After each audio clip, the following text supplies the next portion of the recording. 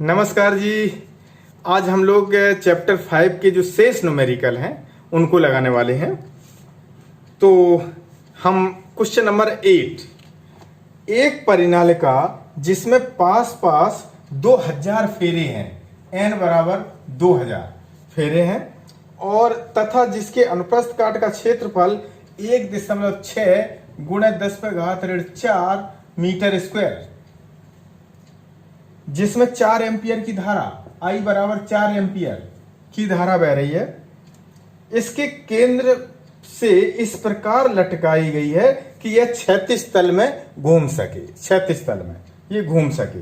तो number A number पे पूछा गया है कि परिनालिका के चुंबकीय आघूर्ण m का मान ज्ञात करो। तो सूत्र है, आप जानते हैं कि m बराबर n I a, n का मान 2000, I का मान 4, a का मान 1.6 गुणे 10⁻⁴ तो ये आपका आ गया 1.28 एम्पियर मीटर स्क्वायर।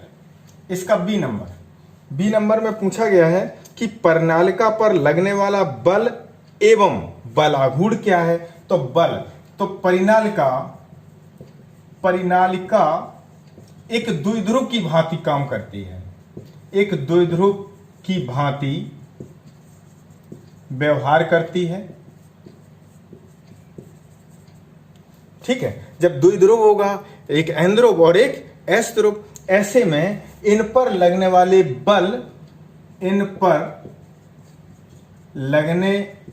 बल परिमाण में बराबर, परंतु दिशा विपरीत होगी, तब परिणामी बल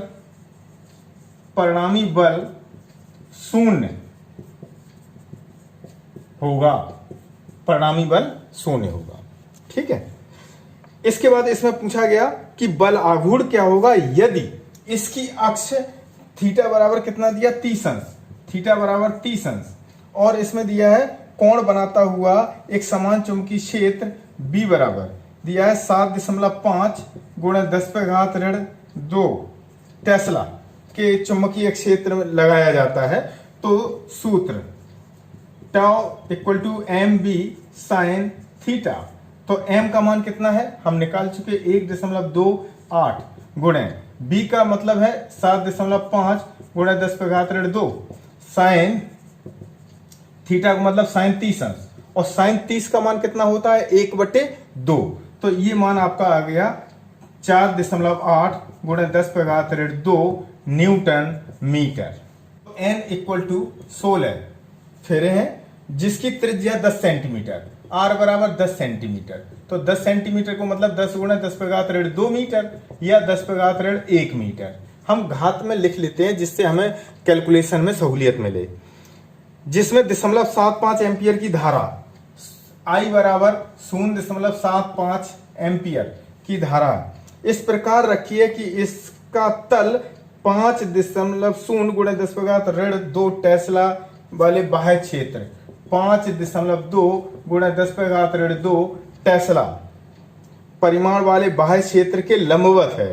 कुंडली चुंबकीय क्षेत्र के लंबवत और इसके अपने तल में स्थित एक अक्ष के चारों तरफ घूमने के लिए स्वतंत्र है। ठीक है, चारों तरफ ये घूमने के लिए स्वतंत्र है। चुंबकीय क्षेत्र के लंबवत यदि कुंडली को जरा सा घुमाकर छोड़ दिया जाए, माना थीटा कोण घुमाया जाता है, तो जब थीटा कोण घुमाया जाता है तब बल आघूर्ण कितना होगा, बल आघूर्ण टाउ बराबर I इंटू अल्फा। इसे समीकरण नंबर 1 जहां अल्फा क्या है, कोणीय त्वरण। और जब किसी को घुमाया जाता है तो घुमाने में बल आघूर्ण तो लगता है, लेकिन एक विपरीत दिशा में प्रत्यानयन बल आघूर्ण लगता है, जिसके कारण भी वह पूर्व अवस्था में आ जाता है। उसे हम कहते हैं प्रत्यानयन। प्रत्यानयन बल युग्म का आघूर्ण tau equal to -mb sin theta. अब माइनस क्यों आ गया? क्योंकि ये इस बल आघूर्ण के विपरीत दिशा में कार्य करता है, इसलिए ये माइनस है। अब यदि थीटा टेंड्स टू 0 तो साइन थीटा बराबर क्या हो जाएगा? थीटा। ये आपने एक सूत्र पढ़ा है लिमिट्स एंड कंटिन्यूटी में, इंटर में, मैथ में, कि लिमिट थीटा टेंड्स टू 0 तो sine theta upon theta equal to 1। ठीक है, तो इस आधार पर हमने इसको यहां पे लिख दिया। अब ये मान यहां पर रख दो, तो इसलिए टाउ बराबर क्या हो जाएगा? -mb theta. समीकरण नंबर 2। अब समीकरण 1 व 2 से, समीकरण 1 व 2 से क्या आप देख रहे हैं कि आई अल्फा बराबर -mb थीटा। यहां से हम अगर अल्फा बराबर निकालें तो -mb upon I into theta. यहां पे आई क्या है? जड़त्व आघूर्ण। ठीक, अब सरल आवर्त गति में त्वरण।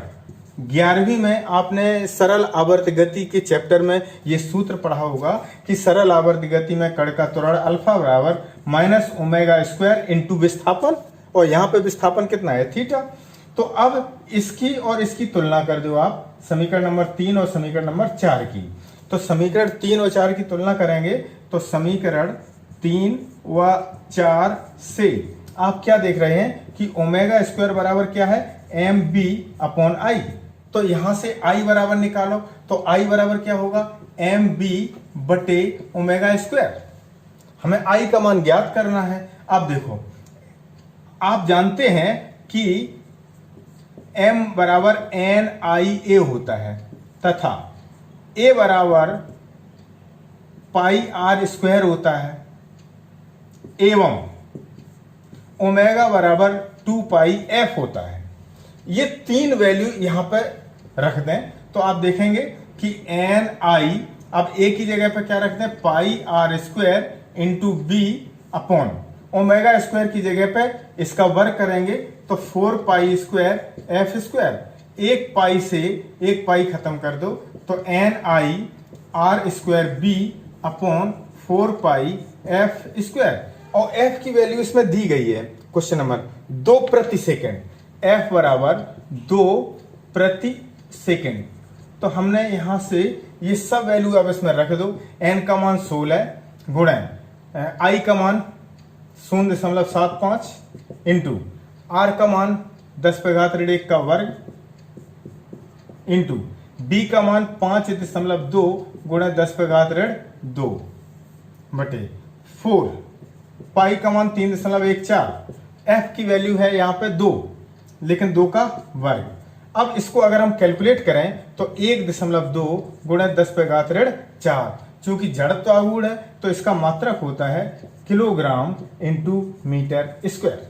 क्वेश्चन नंबर 10 में है कि एक चुंबकीय सुई चुंबकीय यामोत्तर के समांतर एक ऊर्ध्वाधर तल में घूमने के लिए स्वतंत्र है। ऊर्ध्वाधर तल में इसका उत्तरी ध्रुव क्षैतिज से 22 अंश के कोण पर है, क्षैतिज से 22 अंश के कोण पर। तो थीटा बराबर कितना हुआ? नति कोण, नति कोण का मान है 22 अंश। ठीक है, नीचे की ओर झुका है। इस स्थान पर चुंबकीय क्षेत्र के क्षैतिज अवयव H की वैल्यू दी है 0.35 गॉस।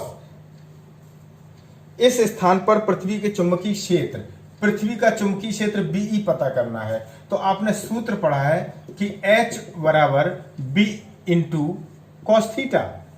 BE हमने अर्थ के लिए लिख दिया, अगर यहाँ पे E ना लिखें तो कोई उससे दिक्कत नहीं है। तो अब हमें निकालना क्या है? BE, तो ये H बटे कॉस थीटा। अब H की वैल्यू कितनी है? 0.35 बटे कॉस 22। अब आप क्या करें कि वैल्यू रख दें 3.5। कॉस 22 की कितनी वैल्यू है? तो देखिए, आप टेंजेंट जो टेबल है लॉगरिथम में साइन, कॉस और टेन के मान दिए गए हैं, तो वहां से आप कॉस 22 का मान 0 पे देखें तो ये मान मिलेगा 0.9272। जब इसको आप सॉल्व करेंगे तो ये आएगा 0.38 गॉस। क्वेश्चन नंबर 11, दक्षिण अफ्रीका में किसी स्थान पर एक चुंबकीय सुई भौगोलिक उत्तर से 12 डिग्री पश्चिम की ओर है। तो इसका मतलब है ये क्या दिया गया, ये दिया गया है दिक्पात कोण। दिक्पात कोण अल्फा बराबर 12 अंश। ठीक है। चुंबकीय यामोत्तर में संरेखित नति वृत्त की चुंबकीय सुई का उत्तरी ध्रुव 36 से 60 अंश उत्तर की ओर, 36 से 60 अंश, थीटा बराबर 60 अंश उत्तर की ओर संकेत करता है। पृथ्वी के चुंबकीय क्षेत्र का क्षैतिज अवयव H = 0.16 G इतने गॉस है। तो पृथ्वी के चुंबकीय क्षेत्र BE के वैल्यू पता करने हैं। तो अभी आपने जैसे सॉल्व किया था क्वेश्चन नंबर 10, उसी तरीके से आप जानते हैं कि H बराबर B cos थीटा होता है। तो BE बराबर होगा H बटे cos थीटा। H की वैल्यू है 0.16, cos थीटा का मतलब cos 60, और cos 60 का मान होता है 1/2। तो 2 ऊपर पहुंच गए तो 0.32 गॉस।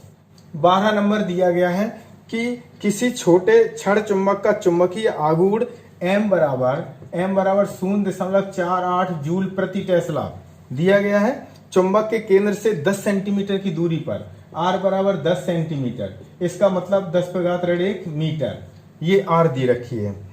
और किसी बिंदु पर इसके चुंबकीय क्षेत्र का परिमाण व दिशा बताइए यदि यह बिंदु चुंबक के अक्ष पर स्थित हो। पहला नंबर अक्ष पर स्थित हो, तो अक्ष पर स्थित होने पर, ठीक है, जब अच्छी स्थिति में है तो चुंबक का उत्तरी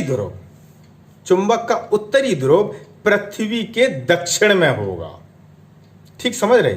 चुंबक का उत्तरी ध्रुव पृथ्वी के दक्षिण में होगा। इसका मतलब अक्षीय स्थिति, इसका मतलब कौन सी होगी? अक्षीय स्थिति। और अक्षीय स्थिति में B = μ0/4π 2m/r³। तो 10⁻7 × 2 × 4.48/10⁻⁻1 की क्यूब। तो ये हो गया 0.96 × 10⁻⁴ टेस्ला या 0.96 गॉस, इतना आ गया। बी नंबर कि चुंबक के अभिलंब समद्विभाजक स्थिति पर, समद्विभाजक का मतलब हो गया निरक्षीय स्थिति। निरक्षीय स्थिति, तो निरक्षीय स्थिति में क्या होगा कि चुंबक का जो उत्तर होगा वो पृथ्वी के उत्तर दिशा में संरेखित होगा। ठीक है, तो अब हम इसको सॉल्व कर लें। तो निरक्षीय स्थिति में B = μ0/4π m/r³, या हम इसको B1 कर लें, इसको B2 कर लें। तो हम B2 बराबर लिख सकते B1/2, क्योंकि B1 2m/r³ है। अगर उसमें 2 का भाग दे दें तो यही वैल्यू निकल आएगी। तो B1 का मान है 0.96/2 बराबर 0.48 गॉस। ये आपका आंसर हो गया क्वेश्चन नंबर 12 का। संतुलन बिंदु 13 नंबर में, संतुलन बिंदु कहां है? संतुलन बिंदु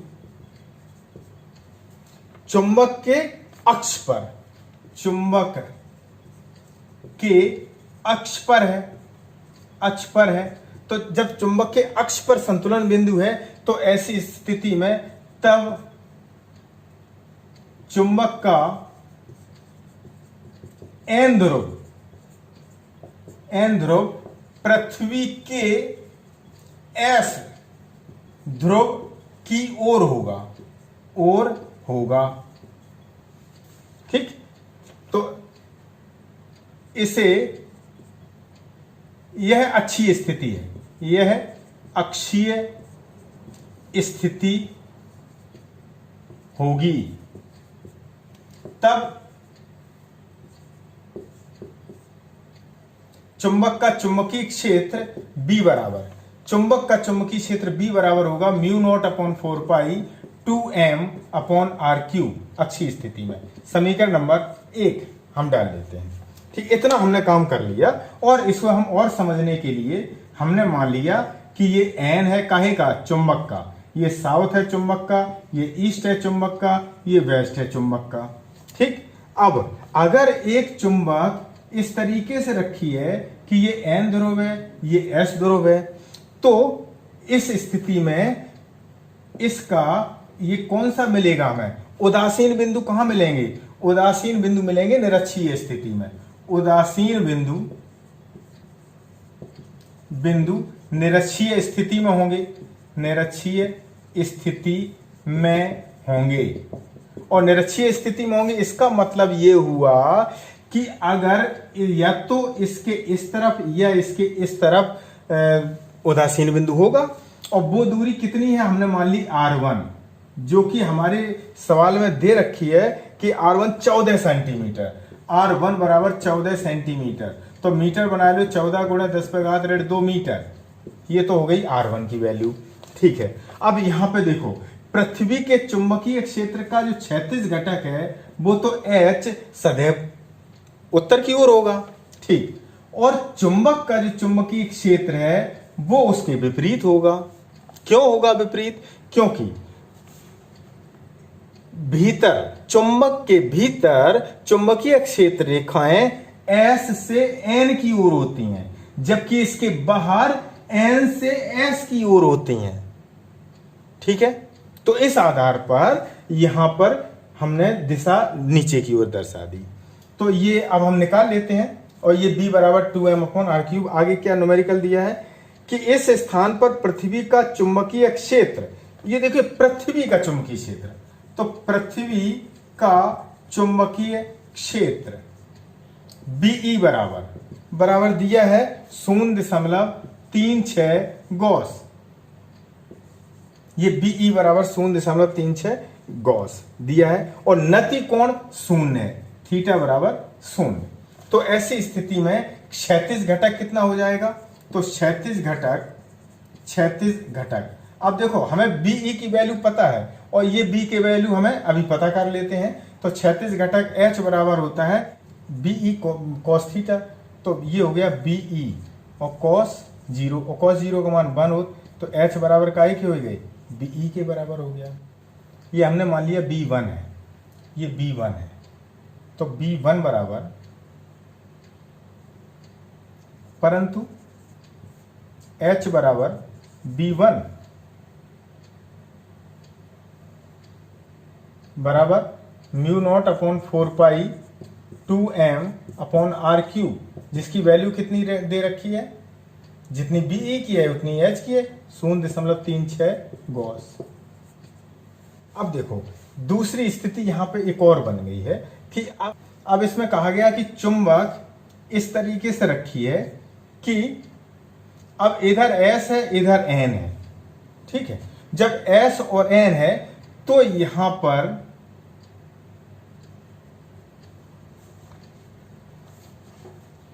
अब निरक्षीय बिंदु कहां मिलेंगे, यहां पर या फिर यहां पर। तो ऐसी इसके केंद्र से, तो यहां से यहां तक की दूरी अब ये मान लो R2 है। ठीक, ये दूरी हमने मान ली R2, यहां तक की दूरी R2 है। इसके बाद यहां पर चुंबकीय क्षेत्र का जो क्षैतिज घटक है वो तो H इधर की ओर होगा। ठीक है, और यहां पर जो चुंबकीय क्षेत्र रेखाएं होंगी वो S से N की ओर होंगी। इसका मतलब है B का मान B2 मान लो, B2 का मान किधर है, नीचे की ओर। तो इस स्थिति में B2 बराबर तब निरक्षीय स्थिति होगी, निरक्षीय स्थिति होगी। अतः B2 बराबर μ0/4π 2 अब होगा m/r³, या हम लिख सकते हैं B1/2, और B1 की वैल्यू है 0.36/2 बराबर 0.18, ये B2 निकल आया। अब आप देखें कि जो B2 की दिशा है वही B1 की दिशा है, तो परिणामी कितना हो गया, परिणामी चुंबकीय क्षेत्र B बराबर B1 प्लस B2, तो B1 की वैल्यू कितनी है 0.36 और B2 की वैल्यू है 0.18, तो ये हो गया 0.54 गॉस। क्वेश्चन नंबर 14 में लिखा है कि यदि प्रश्न 5.13 में वर्णित चुंबक को 180 अंश घुमा दिया जाए, तो मान लो कि ये एन ध्रुव, ये एन है, ये एस है, ये ईस्ट है, ये वेस्ट है। अब अगर एक चुंबक है जिसका ये एन ध्रुव है और ये एस ध्रुव है, अब तो इसमें उदासीन बिंदु जो होंगे वो कहाँ पे मिलेंगे, या तो इस तरफ मिलेंगे P बिंदु पर या फिर P डैश बिंदु पर मिलेंगे, मतलब उदासीन बिंदु हमें निरक्षीय स्थिति में प्राप्त होंगे। तो ये स्थिति कहलाती है अक्षीय स्थिति। अब इसको 180 अंश घुमाने पर, जब 180 अंश घुमा देंगे तो ये अच्छी स्थिति कौन सी बन जाएगी, निरक्षीय स्थिति। ये होगा निरक्षीय स्थिति। और निरक्षीय स्थिति में संतुलन बिंदु हमने मान लिया, संतुलन बिंदु R1 R डैश दूरी पर है। जब संतुलन बिंदु R डैश दूरी पर है तो B बराबर क्या हो जाएगा, म्यू नॉट अपॉन 4 पाई M upon R dash Q, समीकरण नंबर 1। परंतु आप जानते हैं अक्षीय स्थिति में B बराबर होता है म्यू नॉट अपॉन 4 पाई 2M अपॉन R क्यूब, ये अक्षीय स्थिति में है। और जो कि अब हम इससे समीकरण 2, अब समीकरण 1 व 2 से, समीकरण 1 व 2 से क्या करें, इसको हम मान लें म्यू नॉट अपॉन 4 पाई 2M अपॉन R क्यूब बराबर म्यू नॉट अपॉन 4 पाई M upon R dash cube. तो म्यू नॉट अपॉन 4 पाई से ये कट गए, M से M कट गए, तो R डैश क्यूब बराबर हो जाएगा R क्यूब बटे 2। तो इसलिए R डैश बराबर कितना हो जाएगा, घनमूल ले लो तो R बटे 2 पे घात 1 बटे 3। अब R की वैल्यू हमें पहले से दे रखी है, कितनी दे रखी है, 14 सेंटीमीटर। तो हमने 14 सेंटीमीटर के मीटर बना लो, रेड 2, और 2 पे घात 1 बटे 3 को मान 1.26 होता है, ठीक है। तो हमें तो याद है तो हमने वही लिख दिया लेकिन आप अपना निकाल लेना। तो 14 बटे 1.26, तो ये आ गया लगभग 0.11 मीटर, जिसे हम लिख सकते हैं 11 सेंटीमीटर। ये आपका आंसर आ गया 14। क्वेश्चन नंबर 15 में दिया गया कि एक छोटा छड़ चुंबक है जिसका चुंबकीय आघूर्ण M बराबर 5.25 गुणा 10 पे घात 2 जूल प्रति टेस्ला है। इस प्रकार रखा है कि इसका अक्ष पृथ्वी के क्षेत्र की दिशा के लंबवत, हमने यहां पे N S ईस्ट वेस्ट, इस आधार पर पृथ्वी के चुंबकीय क्षेत्र, ये है S ध्रुव, ये N ध्रुव, ठीक है। तो यहां से मध्य बिंदु से हमने मान लिया कि यहां से R दूरी पर, इस बिंदु पर हमें R1 दूरी पर चुंबकीय क्षेत्र, जो पृथ्वी का चुंबकीय क्षेत्र है, पृथ्वी का तो भी इस दिशा में है, पृथ्वी का चुंबकीय क्षेत्र तो सीधा है, उसी पृथ्वी के चुंबकीय क्षेत्र के लंबवत है, ठीक है। पृथ्वी चुंबक के केंद्र से कितनी दूरी पर, हमने मान लिया R1 दूरी पर, परिणामी क्षेत्र पृथ्वी के क्षेत्र, पृथ्वी का क्षेत्र जो होता है, पृथ्वी के क्षेत्र से 45 अंश कोण बनाएगा। ये B कितना है, 45 अंश, इतना दिया है। चुंबक के कारण कितना होगा, क्योंकि ये चुंबक है और चुंबक के बाहर N से S की ओर होता है, तो ये BM, ये चुंबक के कारण है, मैग्नेट के कारण चुंबकीय क्षेत्र है, ये अर्थ पृथ्वी के कारण चुंबकीय क्षेत्र है, ये B परिणामी चुंबकीय क्षेत्र है। तो हम यहाँ पे सूत्र लगा दें tan 45, तो tan 45 अंश बराबर कोण के सामने की भुजा लंब होती है, तो लंब का मतलब BM बटे लंब बटे आधार, आधार का मतलब BE, तो BM बराबर हो गया BE tan 45। तो tan 45 का मान कितना हो गया, 1, तो ये काहे के बराबर हो गया, BM बराबर BE के बराबर। ठीक है। जबकि बीई हमें पता है, बीई बराबर है 0.42 गुणा 0.42 गॉस या 0.42 गुणा 10⁻⁴ टेस्ला। ये इतने टेस्ला हमें दिया गया है। ठीक है, अब हम निकालते हैं समद्विभाजक। समद्विभाजक को मतलब है निरक्षीय स्थिति में बी एम बराबर μ0/4π m/r1⁵। देखो यहाँ पे वैसे तो हमने बी हर जगह हम प्रयोग करते हैं, लेकिन यहाँ पे हमने चुंबक के लिए डिफाइन कर लिया बी एम और अर्थ के लिए बीई और परिणामी चुंबकीय क्षेत्र के लिए बी।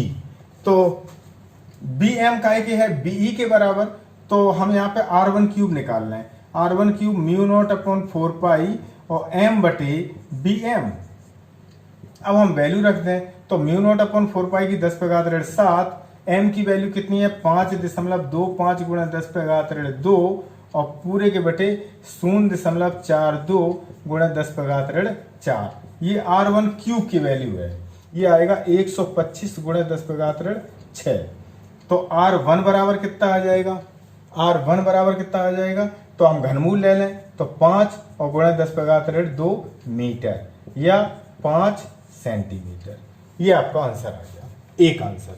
दूसरा इन्होंने कहा है कि अक्षीय स्थिति में अक्ष पर देखें, तो अक्ष पर जब देखेंगे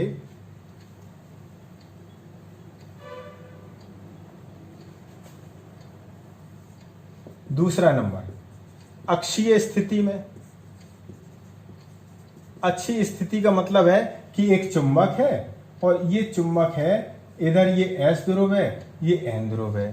तो क्षेत्र रेखा N से S की ओर होगी, मतलब इधर N की, ये N दे रखी है और ये काहे की चुंबक की, इसका मतलब ये BM दिया गया। ठीक है, और पृथ्वी का क्या दर है, ये BM दिया है चुंबक का चुंबकीय क्षेत्र, और पृथ्वी का चुंबकीय क्षेत्र किधर है, पृथ्वी का चुंबकीय क्षेत्र तो इधर ही है, BE दिया गया। ठीक है, अब इसमें क्या कहा गया, यहां से 45 अंश, यहां से 45 अंश, ये 45 अंश है। ठीक है, ये है परिणामी चुंबकीय क्षेत्र B। तो यहां से हम tan 45 निकालें तो tan 45 अंश बराबर लंब BM बटे आधार BE। तो BM बराबर कितना आ जाए BE के, क्योंकि tan 45 का मान तो 1 होगा। तो ठीक है, BM बराबर BE निकल आया।